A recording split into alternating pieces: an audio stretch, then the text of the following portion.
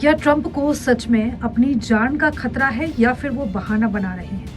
दरअसल ट्रंप ने ये बड़ा दावा किया है कि उनकी जान को खतरा है और उन्होंने ईरान को साफ तौर पर यह धमकी दी है कि अगर उन्हें जान से मारने की कोशिश की गई, किसी भी तरह का प्रयास किया गया तो अच्छा नहीं होगा।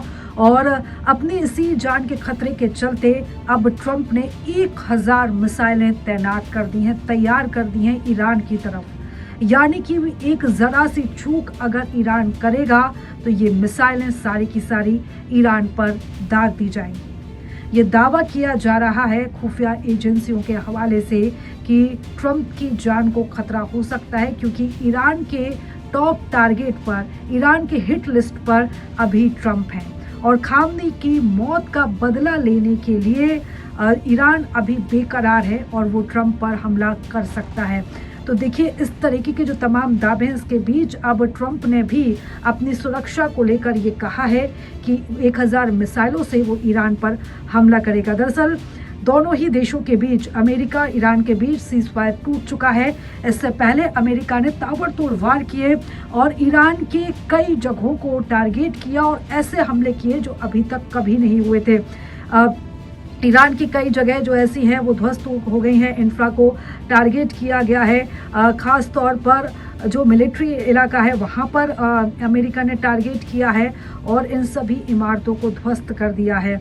यानी कि अब जो हालात हैं यहाँ पर वो फ़िलहाल संभलते हुए तो नज़र नहीं आ रहे। स्थिति अब और भी ज़्यादा बिगड़ेगी।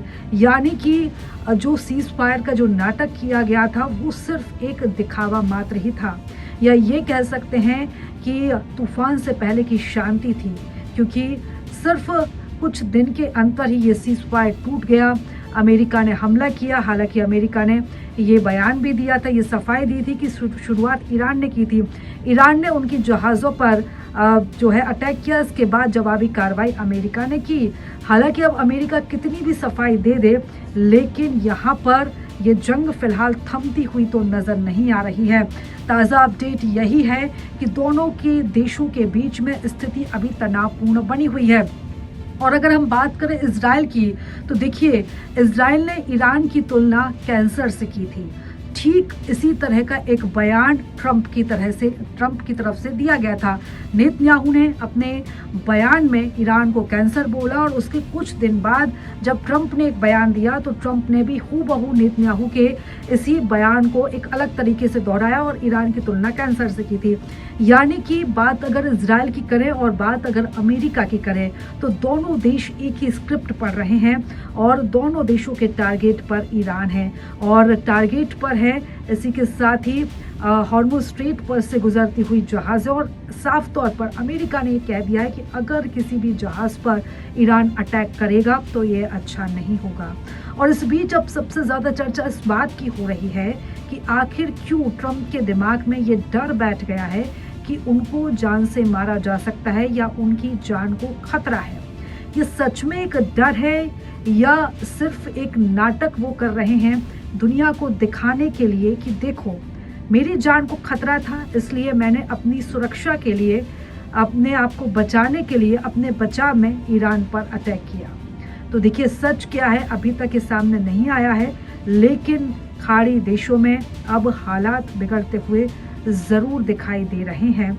और इस बीच एक और बड़ा दावा ट्रंप की तरफ से ये किया गया है कि ईरान ने बातचीत की पहल की है।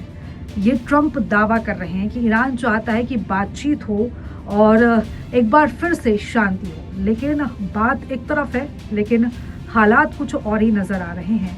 तमाम दावे हैं, लेकिन स्थिति को देखकर लग नहीं रहा है कि ईरान किसी भी तरह से पीछे हटेगा, क्योंकि वो अपने सुप्रीम लीडर की हत्या का बदला लेना चाहता है। और बात अगर अमेरिका की करें तो अमेरिका किसी भी तरह से पीछे हटने को तैयार यहाँ पर नहीं दिखाई दे रहा है। यानी कि समझौते की फ़िलहाल तो कोई उम्मीद नहीं है।